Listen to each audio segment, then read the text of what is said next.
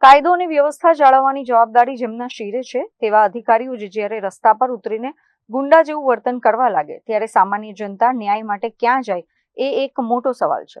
વડોદરાના સમા વિસ્તાર પાસે આજે ટ્રાફિક પોલીસની આવી જ એક બળજોડી જોવા મળી છે.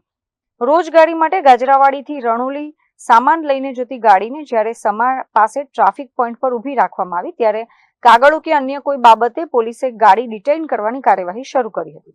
ડ્રાઈવરની વિનંતી ન સાંભળતા આખરે ગાડીના માલિકે તાત્કાલિક ઘટના સ્થળે દોડી આવવું પડ્યું હતું. પ્રત્યક્ષદર્શીઓના જણાવ્યા અનુસાર ગાડીના માલિક માત્ર એટલી જ રજૂઆત કરી રહ્યા હતા કે સામાન ભરેલી ગાડીને ડિટેઇન કરવાને બદલે જે કોઈ દંડ થતો હોય તે ભરવા તેઓ તૈયાર છે.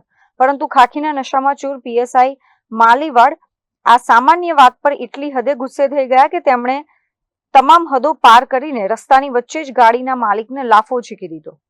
પોલીસ અધિકારીની આ દાદાગીરી જોઈને ત્યાં હાજર લોકો પણ સ્તબ્ધ થઈ ગયા હતા. સામાન્ય રીતે ટ્રાફિક નિયમોના નામે દંડ વસૂલતી પોલીસનું આવું હિંસક અને અસભ્ય વર્તન ઉચ્ચ પોલીસ અધિકારીઓ સામે પણ સવાલો ઉભા કરે છે. પીડિત પરિવારે હવે આ મામલે ઉચ્ચ કક્ષાએ રજૂઆત કરીને પીએસઆઈ માલીવાડ સામે કડક કાનૂની અને ખાતાકીય પગલાં ભરવાની માંગ કરી છે.